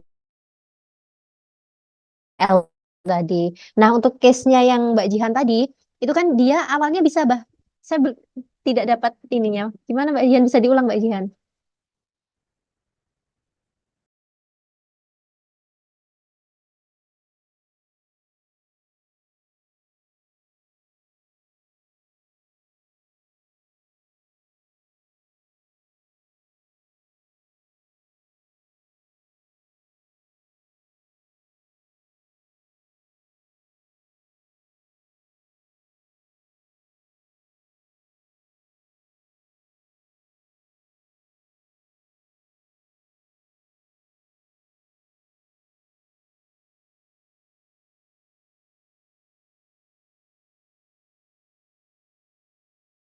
Berarti tidak ada keterangan apakah orang tuanya itu Australinya, apakah imigran atau bagaimana, itu tidak ada ya?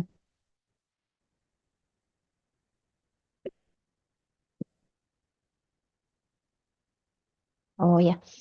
Kalau yang dari yang pernah saya baca itu pasti pernah ada exposure bahasa Mandarin untuk si korban yang kecelakaan, kemudian dia koma, kemudian bangun langsung bisa. Karena memang eh untuk mempelajari suatu bahasa, untuk mendapatkan suatu bahasa itu tidak mungkin serta-merta langsung bisa tanpa ada stimulus sebelumnya, seperti itu. Untuk yang bullet memory itu kan sudah ada stimulus, kemudian tidak tidak ada exposure lagi, tapi ketika ada trigger dia bisa menggunakan bahasanya itu apakah secara phonetically atau secara morphological. Nah, sedangkan untuk yang dijelaskan Mbak Jihan tadi, karena tidak ada keterangan yang cukup terperinci apakah dia pernah ada exposure bahasa Mandarin ataukah orang tuanya tinggal di lingkungan imigran Cina atau seperti itu. Jadi saya rasa eh, saya belum bisa apakah itu bird memory atau bukan. Seperti itu, Mem. Iya, itu ya. Jadi kalau mungkin gini loh, itu dia mungkin orang Australia, orang tuanya orang Australia, tapi dia pernah belajar bahasa Mandarin, bisa jadi kan. Nah, ketika otak itu sebenarnya yang terjadi itu ya, eh, otak itu bisa saling menggantikan. Jadi ada satu kisah ya di bukunya Daniel Steinberg itu, Psycholinguistics. Ada seorang anak yang masih dalam masa critical period, dia itu masih 8 tahun gitu. Lalu dia mengalami kecelakaan dan terjadi sesuatu yang parah di otaknya, sehingga otak kirinya itu harus diangkat. Nah, kalau dalam psikolinguistik, otak kanan dan otak kiri di psikologi juga ya. Otak kanan dan otak kiri itu kan punya fungsi yang berbeda kan. Ya, otak yang untuk bahasa itu lebih ke otak kiri kan. Kemudian otak kanan itu untuk art dan sejenisnya dan seterusnya seperti itu. Tapi ketika anak ini otak kirinya diangkat, ternyata dia masih bisa berbahasa dan memperoleh bahasa secara lengkap. Jadi itu yang terjadi sepertinya apa-apa yang seawalnya itu menjadi tugas dari otak kiri itu kemudian diambil alih oleh otak kanannya karena dia memang masih dalam proses critical period ya. Jadi semua dia bisa. Jadi otak kanannya yang tinggal otak kanan itu mengambil alih semua fungsi dari otak kirinya itu. Nah, apa yang terjadi pada orang ini bisa jadi saraf-saraf atau bagian-bagian otaknya yang tentang bahasa Inggris atau yang lain itu ada yang putus, kemudian yang hidup atau yang menyala itu adalah bagian yang dia pernah belajar bahasa Cina, bahasa Mandarin seperti itu. Bisa jadi kan? Bisa jadi kemungkinan. Jadi contoh misalnya kemarin teman saya eh, mau berangkat ke masjid itu mau sholat tarawih itu sedikit kecelakaan. Bukan sedikit ya, kok sampai kehilangan eh, apa short term memory itu kan berarti ya bukan kecelakaan sedikit ya. Tapi sebenarnya bukan yang kecelakaan parah gitu loh. Jadi ya akhirnya parah karena dia terjatuh.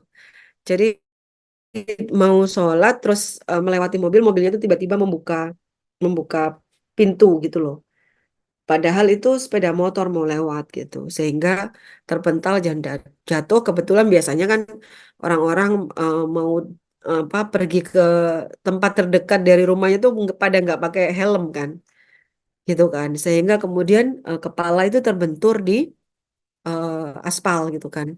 Yang terjadi adalah dia tuh lupa dia mau ngapain, kok bisa dia ada di situ dan sebagainya. Yang dia ingat itu pada hal-hal yang udah lama gitu. Oh tadi kan sahur ya, gitu. Bukan sahur ya. Apa pokoknya itu tadi kayaknya gini nyiapin makanan gitu loh.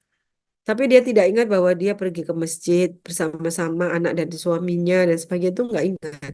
Ada apa ini bulan apa? Kenapa itu dia harus apa diingatkan? Dan itu terjadi sampai 2-3 harian.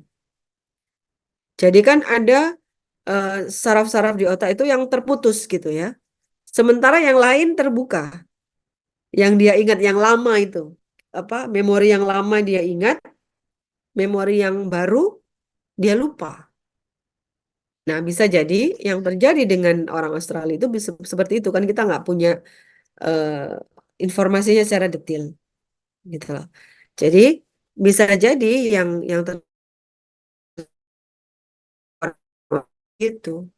Ada saraf-saraf yang terputus yang itu mengganggu memorinya tentang bahasa Inggris dan kemudian memorinya tentang karena satu itu terputus kan itu kalau kita berkaca dari eh, apa namanya pelajaran dari anak yang mengalami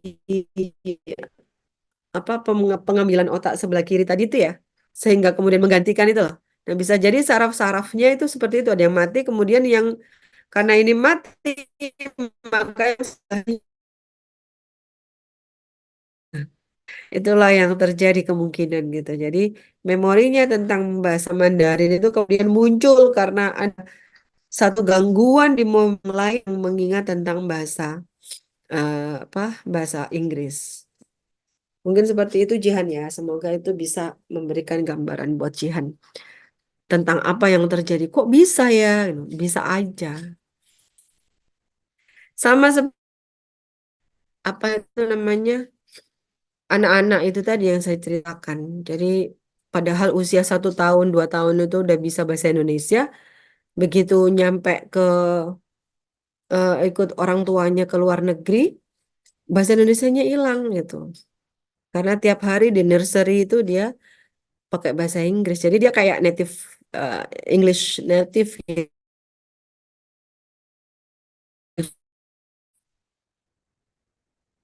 Nah, apakah dia sama sekali tidak bisa bahasa Indonesia? Mungkin dia ngerti, tapi karena nggak pernah distimulan, akhirnya nggak bisa produksi.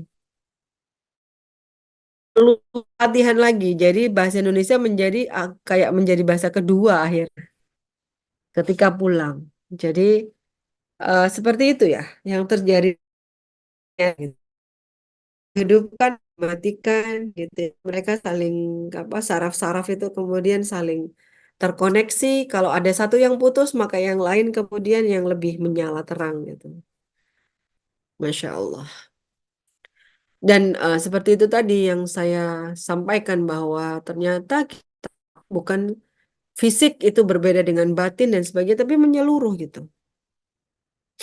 Oleh karena itu kan dokter-dokter penyakit mahla, yang penyakit apa, udah ikhlaskan ya, pikirannya ditenangkan, diterima, diajak bicara sakitnya itu dan sebagainya gitu ya.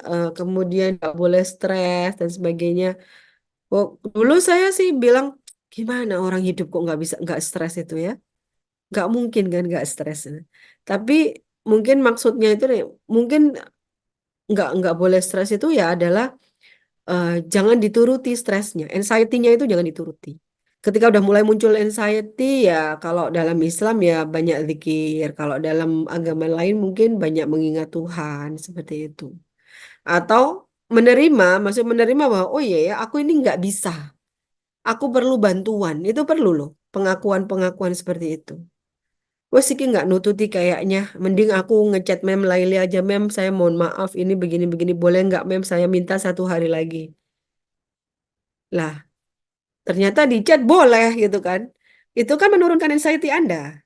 Nah, mungkin seperti itu yang dimaksud dengan tidak boleh stres. Artinya bahwa Anda harus menurunkan apa ini istilahnya?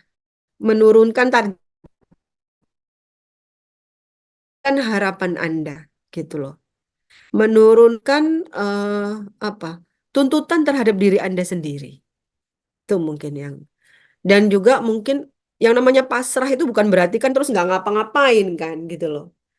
Kayak kemarin waktu saya eh, lambung saya agak bermasalah itu ya.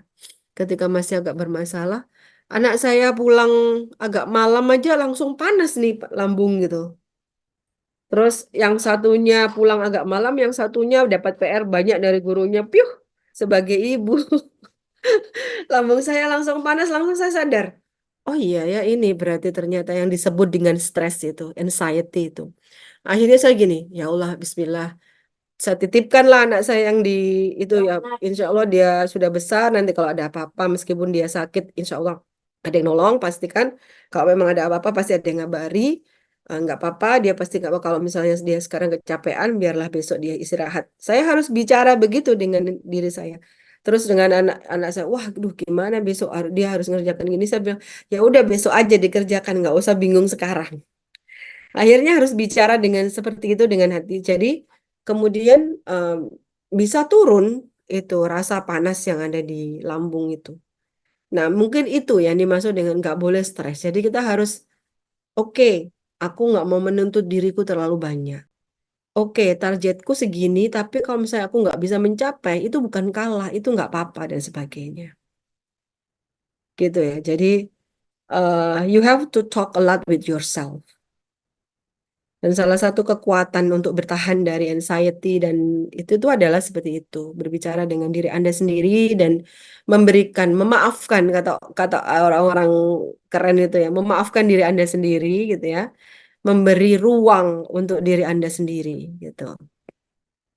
Sehingga ya bukan berarti terus ini males-malesan enggak, tapi memberi ruang. Kalau memang enggak kuat ya bilang enggak kuat, enggak apa-apa gitu. Bukan berarti apa ini harus ini. Bukan berarti terus kita nggak berusaha, tapi ketika sudah berusaha tapi kok nggak ini ya udah gitu.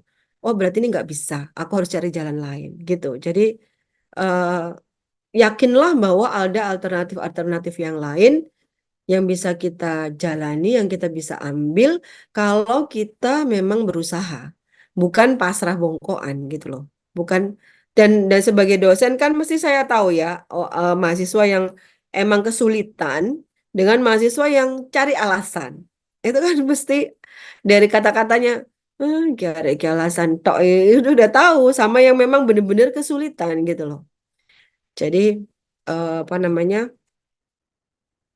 Nggak apa-apa Anda mengatakan kepada orang atau bernegosiasi itu nggak apa-apa. Kalau memang kemudian tubuh Anda ternyata tidak mampu ketika mau mencapai A, tapi di B itu sudah nggak mampu itu talk, negotiate to people gitu ya. Bernegosiasilah, berbicaralah, berkomunikasilah. Pasti ada jalan. Jadi jangan memaksakan satu penyebab stres itu adalah memaksakan diri untuk bisa gitu. Berusaha keras iya, tapi tidak memaksakan diri. Terutama kalau kita udah punya penyakit-penyakit yang mungkin bisa memicu gitu ya. Jadi intinya adalah bahwa keseluruhan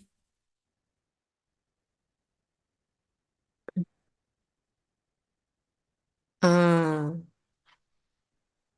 oke. Ya, terima kasih Yuli. Nur Rahma Yuli Rose. Namamu ini 4, panggilannya yang mana? Rahma, Mem. Oh, Rahma. Oke. Nah, kamu tak panggil Yuli kan jadi aneh. Mau siapa ya Yuli? Namamu itu. Oke, Rahma, thank you for the share ya. Oke. Ya, jadi begitu teman-teman. Jadi kita ini satu kesatuan gitu ya. Batin kita, otak kita, semuanya dan tubuh kita. Itu satu kesatuan. Give a space for yourself. Oke? But don't get excuses. Give a space but not excuses. Itu beda ya. Oke, itu saja mungkin sudah 17.48. Terima kasih Restu untuk presentasinya yang luar biasa dan juga teman-teman semua partisipasinya. Saya senang sekali dengan kelas pengajaran ini, semuanya berpartisipasi dengan baik. Keep up the good work, okay, everyone. Thank you very much. Si Ilham ini kemana ya tiba-tiba menghilang ya? Tapi sudah saya pesan semua kok.